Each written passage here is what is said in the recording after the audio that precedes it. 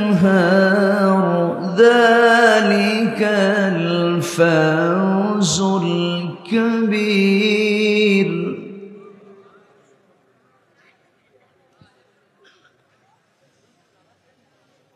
إن بطش ربك لشديد إنه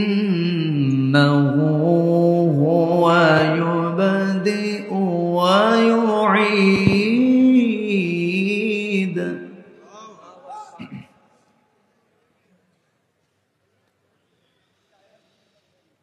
وهو الغفور الودود ذو العرش المجيد فعال لما يريد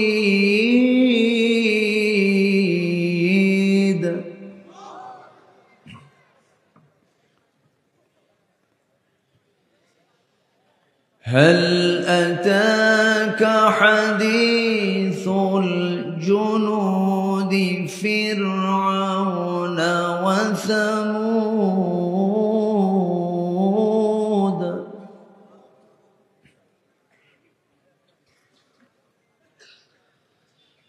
بل الذين كفروا في تكذيب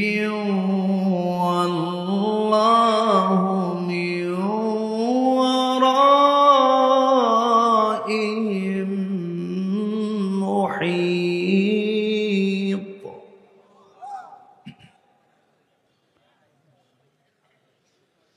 بل هو قرآن مجيد في لوح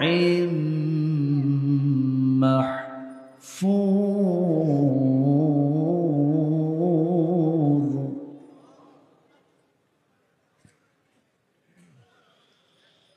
الله أكبر بسم الله الرحمن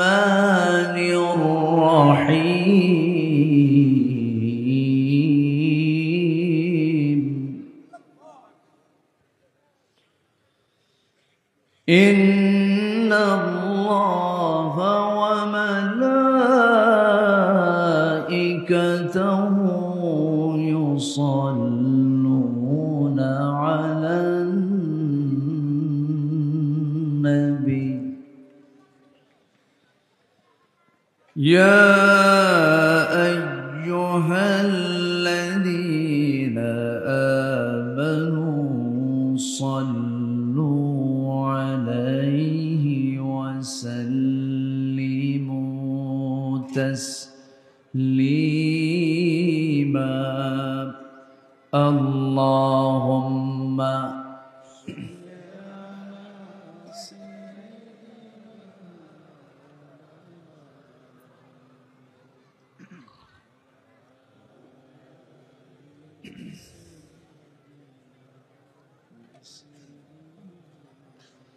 একটু মোহাব্বত দিয়ে নবীর প্রেমে মাতোয়ারা হয়ে জবান খুলে আওয়াজ দিয়ে সবাই বলুন আল্লাহুম্মা সাল্লি আলা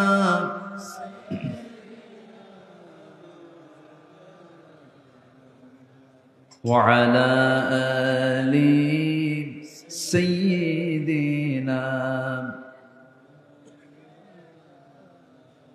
সবাই বলুন বালাগাল উলা বিকামালিহি কাশাফাত তুজা বিজামালিহি হাসনাত জামিউ খিসালিহি সাল্লু ভোনায় ফুল তো बुलबुल का तरन्नुम भी न हो चमने दहर में कलियों का तबस्सुम भी न हो बलगल उला بكماله كشف التجى بجماله حسنت جميع خصاله صلوا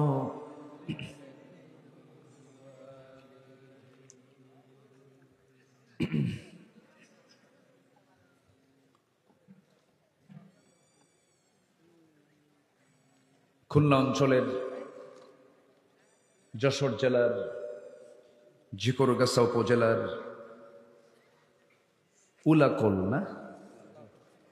উলাকল ইমদাদি হাফিজ মাদ্রাসা মাহফিল ইন্তেজামে কমিটি কর্তৃক আয়োজিত ৪৫তম আজিমুশান ওয়াজ মাহফিল ২০২৫ মহৎ আয়োজনের সম্মানিত সুযোগ্য সভাপতি জনাব আলহাজ নিসার উদ্দিন, আজকের মাহফিলের বরেণ্য অতিথি জনাব হাফেজ মুফতি আতাউর রহমান, আজকের মাহফিলের বরেণ্য মেহমান আমার অত্যন্ত কাছের বিশিষ্ট ইসলামী চিন্তাবিদ, আমার অনুজ স্নেহধন্য মাওলানা রবিউল ইসলাম খুলনা। আজকের মাহফিলের প্রধান আকর্ষণ, যাদেরকে নিয়ে আজকের এই সাজানো গোছানো বর্ণাঢ্য আয়োজন, তৌহিদের পতাকাবাহী, কালেমার ঝান্ডাবাহী, দিন ইসলামের নর শারদুল বীর মুজাহিদ, প্রাণ প্রিয় সম্মানিত দিনী ভাইরা, আড়ালে বসে আছেন শ্রদ্ধেয়া সম্মানিতা মা বোনেরা। আলোচনার সূচনায় আনুষ্ঠানিকতার মধ্য দিয়ে আমার পক্ষ থেকে আবারও দিল খোলা সালাম, আসসালামু আলাইকুম ওয়া রাহমাতুল্লাহি ওয়া বারাকাতুহু। সবাই কেমন আছেন? আমাকেও প্রশ্ন করলেন। আল্লাহ তাআলা তো আমাকে আপনার সাথেই বসে রেখেছেন, বলছি আলহামদুলিল্লাহ। মহান রব্বে কারীমের অশেষ শুকরিয়া, যে মহান আল্লাহ সুবহানাহু ওয়া তাআলা আমাকে আপনাকে অসংখ্য লোকের মাঝ থেকে বাছাই করে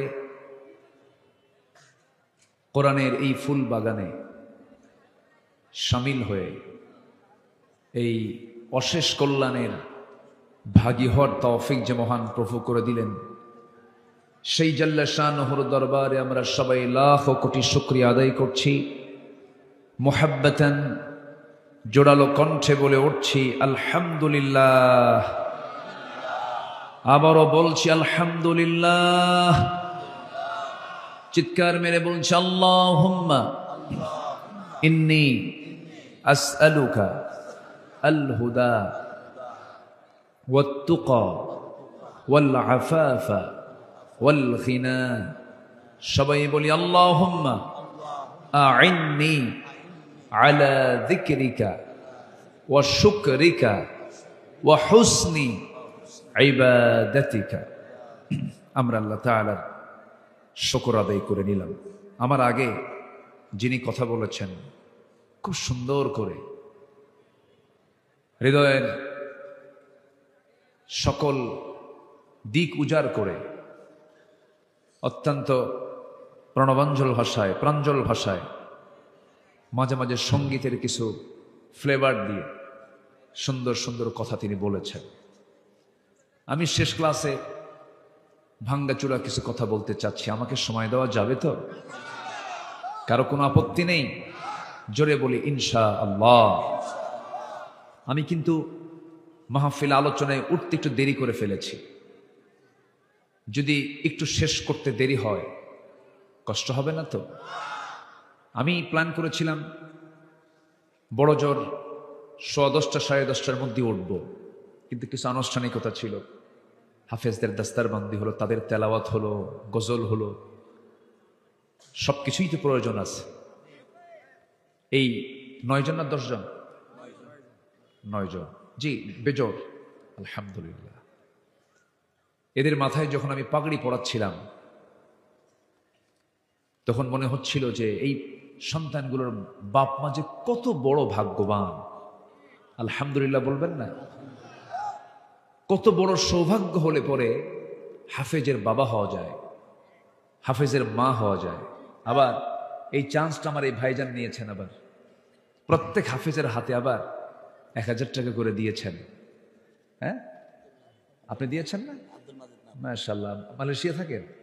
মালয়েশিয়ান প্রবাসী আমার আব্দুল মালেক ভাই, আব্দুল মাজেদ ভাই, সব থেকে বঞ্চিত হননি, ফাঁকা চান্সে গোল মেরে দিয়েছেন। আলহামদুলিল্লাহ। আসলে জানেন একদিন এই সব নিজে কি কাড়াকাড়ি হবে হাসরের ময়দানে, সামান্য কিছুর জন্য অনেকে আটকা পড়ে যাবে। জানেন সেই দিন এই মাহফিলগুলো কত উপকার হবে। এই মাহফিলগুলো আমাদেরকে করতে দেয়নি। এই রবিউল ইসলাম সাক্ষী, এখান থেকে মাত্র 25-30 কিলোমিটার দূরে সাতক্ষীরার এসপি কার্যালয়ে মাহফিল শেষ করে আমাকে টোটাল ডিবির টিম মাহফিল ঘেরা করে আমাকে কমান্ডো স্টাইলে সেখান থেকে তুলে নিয়ে ডিবি কার্যালয়ে নিয়ে মানসিক শারীরিক সবভাবে নির্যাতন করা হয়েছে। কেন? কি অপরাধ ছিল? আমরা কোরআন থেকে কিছু হক কথা বলেছি। হক কথা একদিনের জন্য বাদ দিইনি, কিন্তু আমার আজকে বারবার এই কথাটা মনে হচ্ছে যে এসপি আমাকে গ্রেফতার করে আমার সামনে বসে আমার সাথে অশালীন কথা, অশালীন যে আচরণটা করেছে। সম্মানিত ভাইয়েরা, আমি নাম বলবো না, তবে বিসিএস ক্যাডার, একজন বিসিএস ক্যাডারের মুখের ভাষা এত নোংরা হয় যা বেশ্যাখানাও চলে না। কাদেরকে তারা এই বিসিএস এ তাদেরকে ভাই ভাই তাদেরকে অনুমোদন দিয়েছে আমার বুঝে আসে নাই। সম্মানিত ভাইয়েরা, তবে পরিবেশ যেহেতু এসেছে, কোন জালিম পার পেতে দেব না আমরা, ঠিক কিনা বলুন? পার পেতে দেব না। আমাদের ছাড়ে নাই তো, কম অত্যাচার করেনি আমাদের উপরে। মাহফিলে বসে আলোচনা করতে দেয়নি। মাহফিলে বসেছি, দুই পাশে কিরামুন কাতিবিন, কথা বলতে দেয়নি। ওরা যে কই এখন খুঁজেও পাওয়া যাচ্ছে না, সব ফেরেশতা হয়ে গেছে। সব ফেরেশতা হয়ে গেছে। ওরা যে চরিত্র দেখাইছে, আমরা যদি ওইরকম একটু দেখাতাম, একটার পিঠের চামড়া থাকতো না, থাকতো। কিন্তু আমরা ওদের মতো না, যে আমরা যে ওদের মতো না।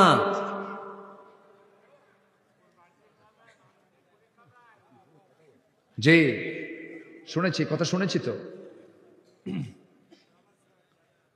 তবে কোন খুনির কোনো ক্ষমা নাই,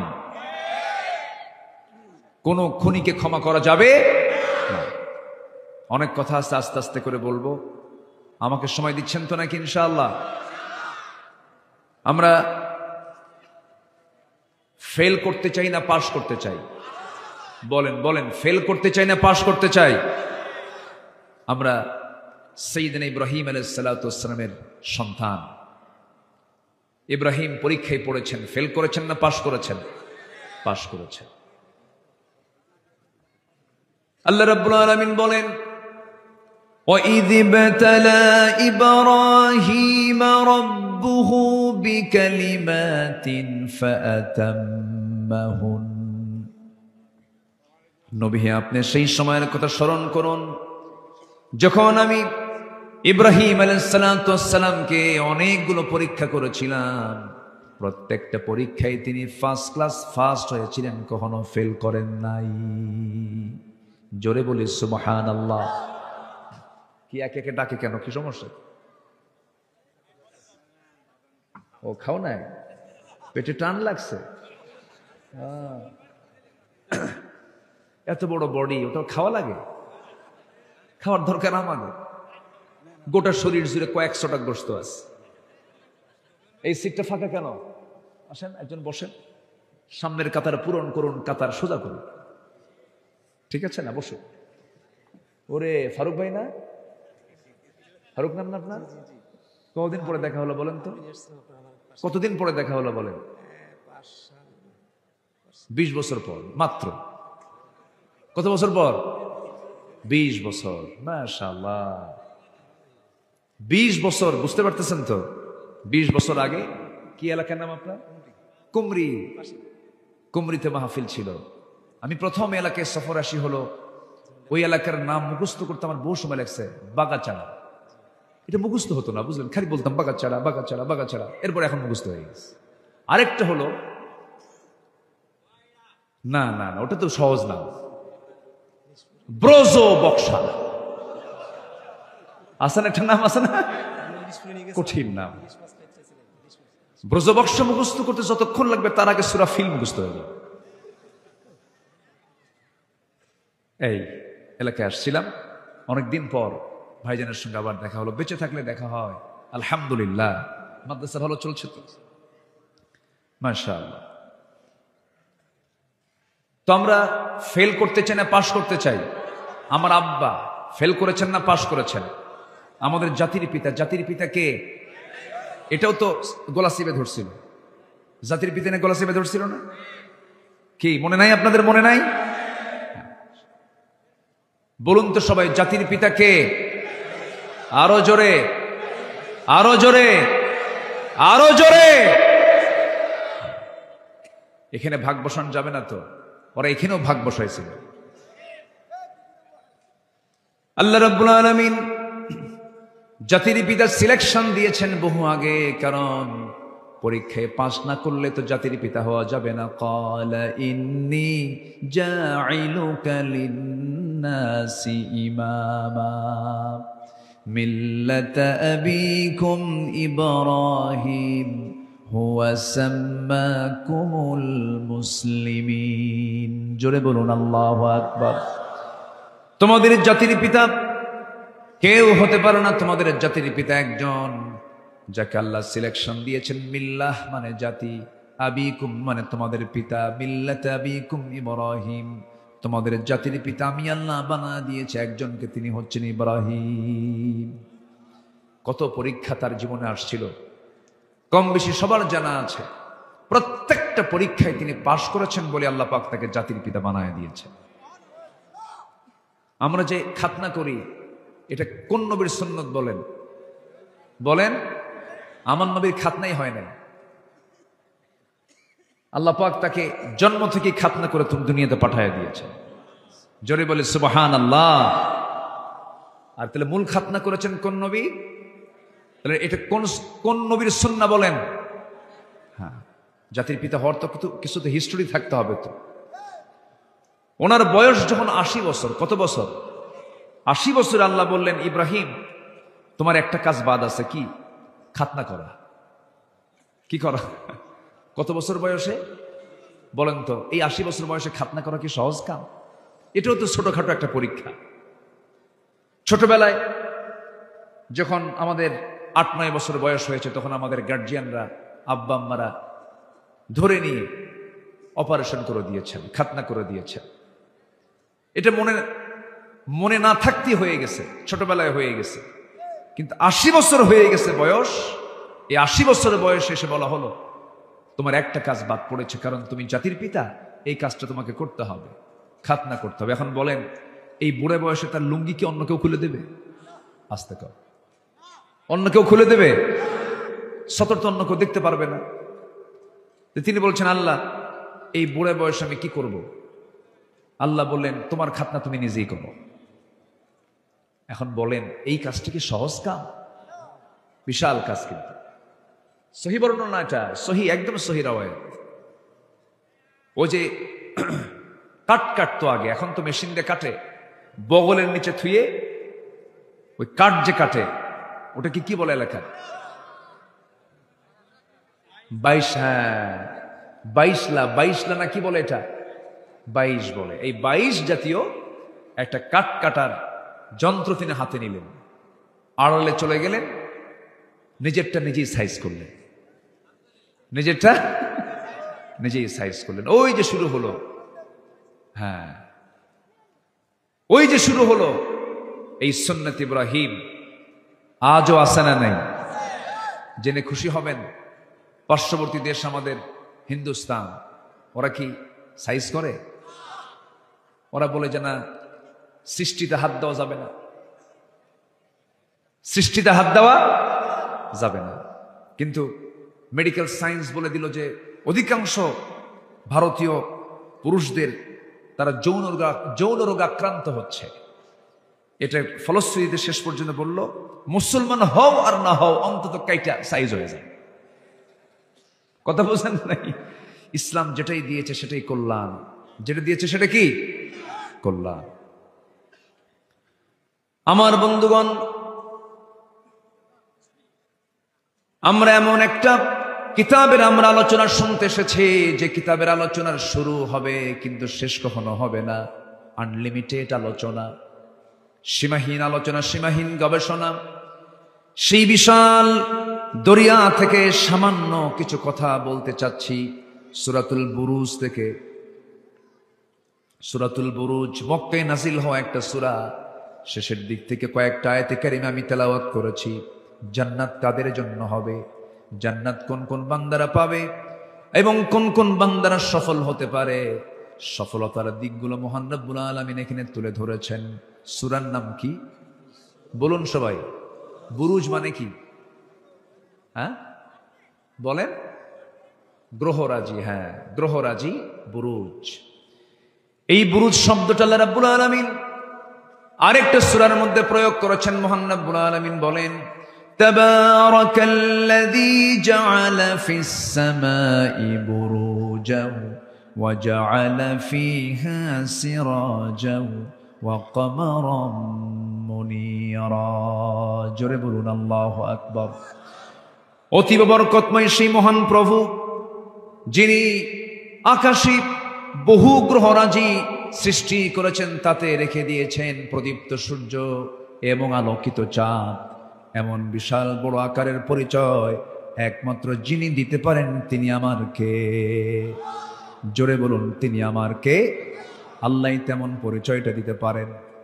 এত বড় পরিচয় পৃথিবীর কেউ দিতে পারে না। তিনি তো সূর্যের মালিক, তিনি তো চাঁদের মালিক, তিনি তো গ্রহ নক্ষত্রের মালিক। আল্লাহ রাব্বুল আলামিন সুন্দর করে তার পরিচয়গুলো যখন দিতে গিয়েছেন, এমন বড় পরিচয় পৃথিবীর কেউ দিতে কোনোদিন পারবেও না। এই সূর্য বড় না তারকা বড়? হ্যাঁ, দেখতে কোনটা বড় দেখা যায়? সূর্য। কিন্তু বড়টা কোনটা বলেন? তারকা। আমি কি শেষ করে দেব আলোচনা? যে দুই একজন করে যে উঠতে চায়, যাচ্ছে চলে, হ্যাঁ চাপে যাচ্ছে, চাপে আবার কি ফিরবে? মনে তো হয় না। আমরা কেউ যাব না। আমি সবাইকে নিয়ে দোয়া করব একসাথে। সময় দিবেন না ইনশাআল্লাহ? এই বাবারা, ওরে বিশাল মশান দেখতেছি, এই তো টপ হিরো। হ্যাঁ, এই কার? এটা কার? তুমি কার? দেখছেন চোখে কোনো ঘুমও নাই, ব্যবসাবী আলাদা, একদম মনে হয় শিকারী। আলহামদুলিল্লাহ, মাশাআল্লাহ। এই কাছে কেউ নাই? কি বললো? কি আছে? ও মাশাআল্লাহ, ও তো ওয়াজও দিয়ে গেল দেখতেছি। মাশাআল্লাহ। এখনকার বাচ্চারাও তো আপডেট। এক একটা 6 বছরের বাচ্চা 60 বছরের মতো যোগ্যতা রাখে। পারা কঠিন। এরা আধুনিকতার এই যুগে জন্ম, তো এরা মার পেট থেকে অনেক কিছু শিখে আসে। যাক, আল্লাহ তুমি তাকে বড় আলেম বানাও। জোরে বলি আমিন, আরো জোরে আমিন। তাহলে পৃথিবীর কোনো মানুষ কি আকাশের মালিক এমন কথা বলতে পারবে? সূর্যের মালিক এমন কথা বলতে পারবে? এমন কথা বলতে পারেন একজন, তিনি কে? আল্লাহ। সূরাতুল বুরুজ ওয়াস সামাই যাতিল বুরুজ ওয়াল ইয়াউমিল মাউঈদ ওয়াল ইয়াউমিল মাউউদ ওয়া শাহিদিন ওয়া মাশহুদ। আমার বন্ধুগণ, এই সূর্যটা এত বড়, এই পৃথিবীতে যে আজকের দিনেও আমরা আলোটা পেয়েছি, যে তাপটা পেয়েছি, সেই তাপের পরিমাণ ছিল 25 থেকে 30-এর মধ্যে অথবা 20 থেকে 30-এর মধ্যে হতে পারে।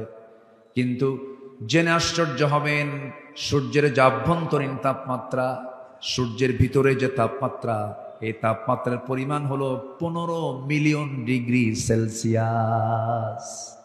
15 মিলিয়ন ডিগ্রি সেলসিয়াস। আমি আপনি ওখানে গেলে আমি আসি, ঠিক আমরা যাওয়ার আগেই ভ্যানিশ হয়ে যাব। কেমনে যাবেন সূর্যের কাছে? তবে হ্যাঁ, মানুষ চাঁদের দেশে গিয়েছিল, চাঁদের দেশ সফর করে আসছে। মানুষ কিন্তু মঙ্গল গ্রহেও চলে গেছে। এখন যদি মানুষ মনে করে সূর্য দেখবো, ক্ষমতাই নাই, শেষ হয়ে যাবে। তবে হ্যাঁ, মানুষ যদি চিন্তা করে একটু তারকার দেশ দেখতে যাব, তারকার তো এরকম তাপ নাই। আল্লাহ রাব্বুল আলামিন একটা দুইটা তারকা দিয়ে মহাশূন্যটাকে আলোকিত করেন নাই, এক একটা গ্যালাক্সির ভিতরে কোটি কোটি তারকা রেখে দিয়েছেন, যা এক একটা তারকা সূর্যের চাইতেও 33 কোটি গুণ বড়। মনে হয় ছোট হয়ে গেছে, তা আওয়াজ কেন ছোট? জোরে বলেন না সুবহানাল্লাহ, জোরে বলেন সুবহানাল্লাহ। মানুষ তারকার দেশে যেতে পারে নাই। যদি মনে করে চাঁদ দেখলাম, মঙ্গল গ্রহ দেখলাম, তারকার দেশ দেখতে যাব, দুনিয়ার কোনো যানবাহন দিয়ে গেলে হবে না। তবে সে যদি চেষ্টা করতে চায়, নভোযান দিয়ে চেষ্টা করতে পারে। বর্তমান প্রেজেন্ট ওয়ার্ল্ডের একটা লেটেস্ট নভোযান আছে, তার নাম হলো অ্যাপোলো 11, যার ঘন্টার গতি হলো 39,000 কিলোমিটার। 39,000 কিলোমিটারের বেগে যদি রওনা দিয়ে দেয় পৃথিবী নামক এই দুনিয়া থেকে, আমার বন্ধুগণ, ওই তারকার দেশে পৃথিবীর সবচেয়ে নিকটবর্তী তারকা হলো প্রক্সিমা সেন্ট্রাই। ওই তারকার দেশে যেতে তার সময় লেগে যাবে 1,15,000 বছর মাত্র। যাবেন কারা কারা? হাত তোলেন। সম্ভব? আসতে কয় সম্ভব। আর কি বাহাদুরি দেখায় মানুষ। আকাশ তো দূরেই থাকলো, আরো তারকা দূরেই থাকলো, শুধু সবচেয়ে কাছের তারকার দেশে যদি যেতে সময় লাগে 1,15,000 বছর। আমি কে? আমি কিছু, কিন্তু হাসিনা অনেক কিছু। হাসিনা অনেক কিছু। হায় হায়, 2041 ভীষণ 2021 থেকে 41, 71 কত কি করলো। 2041-এ যায় নাই, 2024-ই শেষ। আসতে কন কেন? এই 16 বছর প্রায় দেখতাম জঙ্গি অভিযান, দেখেন নাই? অমুক জায়গায় জঙ্গির আস্তানা খুঁজে পেয়েছে, র‍্যাব বিশেষ অভিযান চালিয়ে এতগুলো অস্ত্র উদ্ধার করেছে। এবং ফেরার পথে জঙ্গিদেরকে নিয়ে আসার জন্য যখন চেষ্টা চালিয়েছিল, তারা তখন উল্টা পাল্টা গুলি চালায়, ক্রস ফায়ারে 3 জন নিহত। এই নাটক আমরা দেখেছি 16 বছর, কিন্তু 6 মাস যাবত অস্থায়ী সরকার যখন ক্ষমতায় আসছে, সেই সময় থেকে নিয়ে আজ পর্যন্ত এই নাটক কিন্তু আমরা দেখতেছি না। দেখতেছি কি? শুনতেছি এরকম কিছু নাই কেন? এখন জঙ্গি নাই কেন?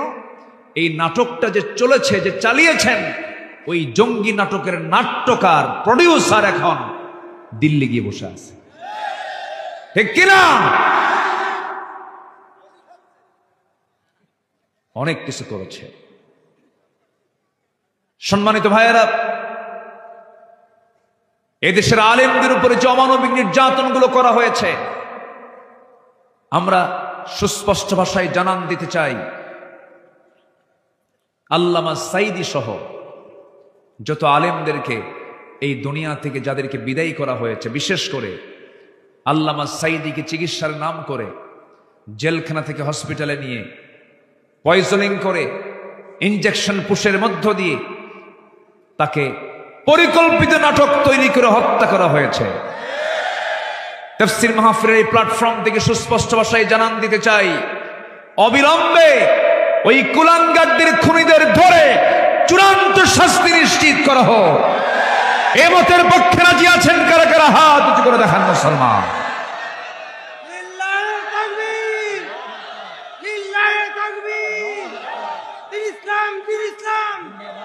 জিন্দাবাদ জিন্দাবাদ। ইসলামের শত্রুরা, ইসলামের শত্রুরা, ইসলামের শত্রুরা, লিল্লাহে তাকবীর। আল্লাহ কবুল করুন, জোরে বলে আমিন। কাম সারছে, এটার ছন্দপতন হলো কেমনে আবার? অসুস্থ অসুস্থ অটিস্টিক মনে হয় না? অসুস্থ। আল্লাহ তুমি তাকে সুস্থ করে দাও, জোরে বলি আমিন, আরো জোরে আমিন। সম্মানিত ভাইয়েরা, বিশেষ করে মনিটরে আওয়াজটা আমার কানে যেন পারফেক্ট থাকে, খেয়াল করবেন, কমাবেন না। লোকগুলো একটু সরায় দেন যেন আওয়াজগুলো যেন আমার কানে আসে। লোকগুলো এত ভালো, আমি খুবই আনন্দ পাচ্ছি, আমাকে কি সুন্দর করে সহযোগিতা করছেন। সবাই পিনপতন নীরব হয়ে কথাগুলো শুনছেন। শুধু শুনলেই হবে না, আমরা আমলে নিয়ে আসবো, জোরে বলি ইনশাআল্লাহ। সিচুয়েশন ভালো না। আমি মঞ্চে আসার আগ দিয়ে যুব সমাজ আমাকে নিয়ে বসেছিল, বসে বলে, হুজুর অবস্থা খুব খারাপ। কেন? যুবকরা মাদক খায়, নেশায় চলে গেছে, এগুলো সব আগের সরকারের ফলাফল। 70 লক্ষ মাদক সেবী এখন বাংলাদেশে। যেই মাদকাসক্ত সেই বাবার মানিব্যাগ চুরি করে, যে মাদকাসক্ত সে তার প্রতিবেশীর বাড়ির কাপড় চুরি করে। আমি কি ভুল বলছি? কত বড় যে একটা মহামারী আকার ধারণ করবে সামনের দিকে আল্লাহই জানে। এরপরে স্বাধীন হয়েছে দেশ 71, আজকে 2025 সাল। 53 বছরে 20 কোটি মুসলমানের বাংলাদেশে নামাজের সংখ্যা মাত্র 100-তে 5 জন, অর্থাৎ শতকরা 5% মুসলমান নামাজ পড়ে। তাহলে কত সরকার আসলো গেল, এডুকেশন মিনিস্ট্রি ছিল, রিলিজিয়ান মিনিস্ট্রি ছিল, ধর্ম মন্ত্রণালয় ছিল, শিক্ষা মন্ত্রণালয় ছিল, যুব মন্ত্রণালয় ছিল, এতগুলো ডিপার্টমেন্ট এতদিন ধরে যারা চালালেন তারা কি করলেন? মাত্র নামাজি হলো 5%। এটা কেন? এটার সবচাইতে বড় কারণ হলো যারাই সরকার গঠন করেছিল কেউ নামাজের সরকার ছিল না। ঠিক কিনা বলেন? যারা এই সরকারে ছিল তারা কেউ মাদকের বিরুদ্ধে অবস্থান নিয়ে তারা কথা বলেনি, বরঞ্চ মদের আইন সংসদে তারা পাশ করেছে, বেশ্যাবৃত্তির লাইসেন্স তারা দিয়েছে। সম্মানিত বন্ধুগণ, সব দেখে শেষ করেছি আমরা। এই 53 বছরে কেউ 25, কেউ 16 বছর, কেউ 9 বছর, কেয়ারটেকার গভর্নমেন্টটা কয়েক বছর। যা দেখেছি আমরা সব দেখা শেষ। আগামীর দেশ আমরা দেখতে চাই কোরআনের দেশ। আসতে বলবেন না, জোরে বলুন ঠিক কিনা? আগামীর সরকার আমরা দেখতে চাই নামাজের সরকার। রাজি আছেন কারা কারা? হাত উঁচু করে দেখা।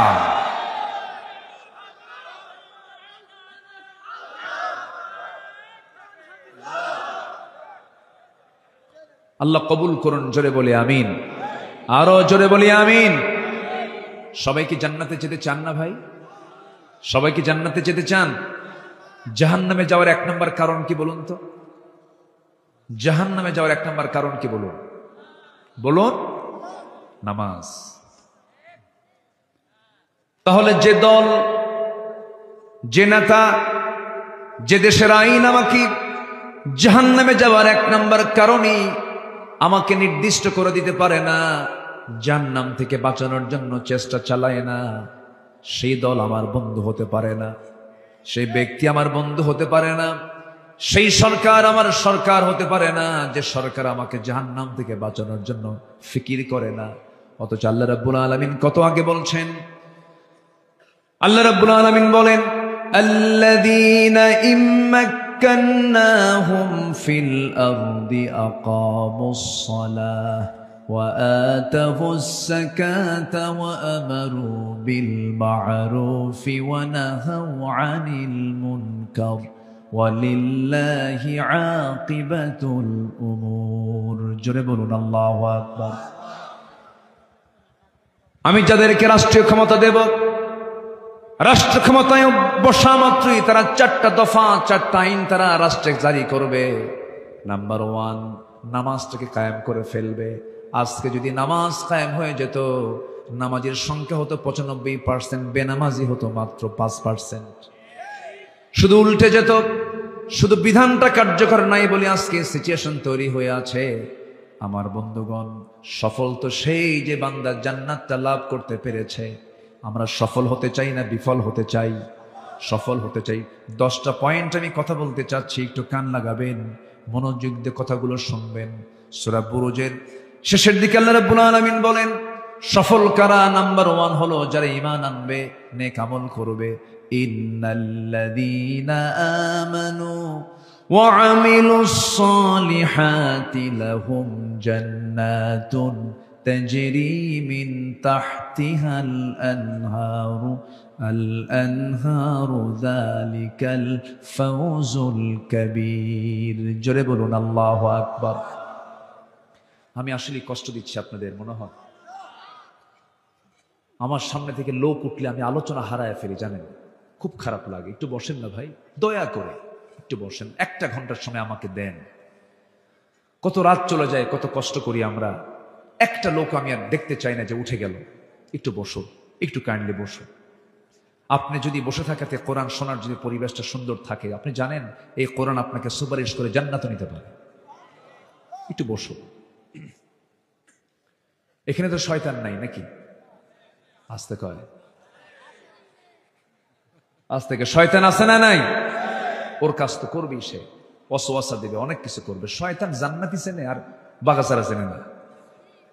হ্যাঁ, শয়তান জান্নাত চেনে না। আমার বাপ আদম এবং হাওয়াকে কোথায় গিয়ে ফুসলাইছে বলেন? কোথায় গিয়ে ওয়াসওয়াসা দিছে?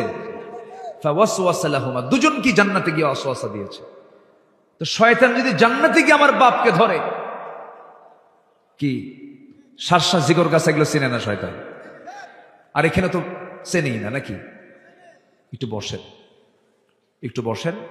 আমি একটু সাজায় নিই, গোছায় নিই একটু। আমরা সফল হব। আমরা কি হব? সাকসেস হব। জোরে বলি ইনশাআল্লাহ। আমরা সফলতা আনবো। আমার যদি সাফল্য হয়ে যায়, বাস আর কিচ্ছু লাগবে না। চূড়ান্ত সাফল্য হলো জান্নাত পাওয়া। জান্নাত পেলে আর কিছু দরকার আছে ভাই? কার কিছু দরকার আছে? আল্লাহ বলছেন 2টা কাজ করো। ঈমানটা সুন্দর করে আনো, নেক আমলটা করো। কিন্তু অনেকে হয়তো মনে মনে চিন্তা করছেন, এখন হুজুর এত কমন আয়াত আপনি আলোচনা করছেন, কমন কথা। ঈমান তো আমার বাপেরও আছে, আমারও আছে। এরকম ভাবতে পারেন। আমার বাবা মুসলমান, আমি মুসলমান, কিন্তু না, এমন করে মুসলমান হওয়া যায় না। হিন্দুর ছেলে হিন্দু হতে পারে, ব্রাহ্মণের ছেলে ব্রাহ্মণ হতে পারে, খ্রিস্টানের ছেলে খ্রিস্টান হতে পারে, ইহুদির ছেলে ইহুদি হতে পারে, কিন্তু মুসলমানের সন্তান মুসলমান হতে পারে না যদি তার মধ্যে ঈমান না থাকে। কি না থাকে? ঈমান না থাকে। আমার বন্ধুগণ, আমার দেশে বহু নামাজি আছে, কিন্তু নামাজি হলেও সে কাফের। বহু নামাজি আছে, নামাজি হলেও সে মুশরিক। বহু নামাজি আছে, নামাজি হলেও সে মুনাফিক। আছে না না? নামাজ পড়ে কিন্তু ঈমান নাই। আছে কিনা? আছে কিনা বলেন? হয়তো বলবেন, হুজুর আপনি কেমন করে কথা বললেন? লোকটা নামাজ পড়ে আবার কাফের কেমনে হলো? ফতুয়া আব্দুল্লাহ আল আমিনের নয়, ফতুয়া হচ্ছে আল্লাহ পাকের। ফতুয়া মূলত কে দেন বলেন? আল্লাহ দেন। কোরআনে কারীমের মধ্যে আল্লাহ রাব্বুল আলামিন বলছেন, দেখো কাফের কারা। ওয়ামান লাম ইয়াহকুম বিমা আনজালাল্লাহ ফাউলাইকা হুমুল কাফিরুন। আমার দেওয়া বিধান অনুযায়ী যারা বিচার কার্য ফয়সালা করে না, যারা আমার বিচারকে যারা মানে না, যারা আমার আইনকে যারা মানে না, তারা হলো কাফের। আমার দেশে বহু মুসলমান আছে, নামাজ পড়বে, রোজা রাখবে, হজ করবে, সব করবে, কিন্তু আমার আল্লাহর চুরির বিধান, জেনার বিধান, খুনের বিধান মানতে চায় না, অস্বীকার করে। আছে না নাই? তার ফলাফল হলো কেমন করে বলে দেখেন। অনেকে বলেন কোরআন এবং রাজনীতি দুটা ভিন্ন জিনিস, কোরআনের সাথে রাজনীতির কোনো সম্পর্ক নাই। যে রাজনীতিতে কোরআন নাই সে রাজনীতি হলো শয়তানের রাজনীতি। ঠিক কিনা? কিসের রাজনীতি? শয়তানের রাজনীতি। কোরআন শূন্য রাজনীতি হলো শয়তান করে। কে করে? কে করে? শয়তান করে। কোরআন আছে যেখানে রাজনীতি সেখানে সব কিছুর মধ্যে আছে। পথে রাজা রাজপথ, হাসে রাজা রাজহাঁস, নীতির যে রাজা তার নাম কি বলেন? রাজনীতি। কোরআনে রাজনীতি না থাকলে পরে কোরআন তো আপনি মানলেন না, কোরআন তো আপনি পূর্ণাঙ্গ মানলেন না। কোরআন শুধু নামাজের কথা বলে তা নয়, শুধু রোজার কথা বলে তা নয়। বঙ্গভবন থেকে শুরু করে রান্নাঘর পর্যন্ত কোথায় কি চালাতে হবে সব বিধিবিধান একটা একটা করে বলে দিয়েছেন এই কিতাবের মধ্যে। তিনি আমার কে সব বলে দিয়েছেন। এবং এটা এমন একটা কিতাব, পৃথিবীর সকল জ্ঞানের সোর্স এটা হচ্ছে মাদার মাস্টার। এটা কি? Mother master. এখান থেকে সমস্ত জ্ঞানের বিভাগগুলো চলে গেছে। আমার বন্ধুগণ, জেনে আশ্চর্য হয়ে যাবেন, এই খুলনা অঞ্চলের সবচাইতে প্রিয় একটা জুস আল্লাহ পাক রেখে দিয়েছেন, যা বাংলাদেশের কোথাও এত সুন্দর রস আপনি কোথাও পাবেন না, যেটা সুন্দরবনে পাওয়া যায়। তার নাম কি বলুন? আল্লাহু আকবার। আমি মধুর প্রতি খুব দুর্বল, মধু পেলে আমি হেরে যাই। খুব ভালো জিনিস। এই মধুর ডিপার্টমেন্ট দিয়েছেন আল্লাহ রাব্বুল আলামিন, কোনো মানুষকে নয়। এই মধু প্রস্তুত করার জন্য, কারখানা নির্মাণ করার জন্য, মধু সংগ্রহের জন্য সম্পূর্ণ দায়িত্ব দিয়েছেন একটা প্রাণীকে। তার নাম কি বলুন? কি? শুধু মাছি? কি মাছি? মৌমাছি। মৌমাছি কখনো ফুল ছাড়া কোথাও পড়ে না, ভালো জায়গা ছাড়া কোথাও। আর মাছি? মাছি আমরা কি হব? মাছি হব না মৌমাছি হব? ভালো করে কম। আমরা কি হব? মাছি না মৌমাছি? মাছি পরে সব জায়গায় আছে না, আর মৌমাছি এক জায়গায়। মৌমাছি এক জায়গায়। আলু হলো দু প্রকার। এক আলু সব জায়গায় চলে, তার নাম হলো গোল আলু। আর আরেকটা আলু আছে যে আলুটা বছরে একবার হয়, সুন্দর করে ওটাকে শুধু গরম পানিতে সিদ্ধ দিয়ে লবণ দিয়ে খাওয়া লাগে। তার নাম কি? হ্যাঁ, এটা আবার নতুন নাম শুনলাম। মোম আলু। হ্যাঁ, মিষ্টি আলু। মোম আলু। হ্যাঁ, মোমের মতোই তো লাগে। হ্যাঁ, কি সুন্দর ভাষা তৈরি করছেন আপনারা তো ভাষাবিদ। যশোর তো যশোরই, তাই না? আমার একটা আলোচনা আছে, এটা সবাই এটা দেখে। ভাষা নিয়ে আমার একটা কথা আছে। এই মোম আলুকে শুধু একটা জায়গায় আপনি খেতে পারবেন, শুধু লবণ দিবেন, খাওয়া শেষ। এছাড়া আর কোথাও এটা ইউজ হয় না। আমরা গোল আলু হব না মোম আলু হব? আমরা মাছি হব না মৌমাছি হব? মৌমাছি হলো ইমানদার আর মাছি হলো মুনাফেক।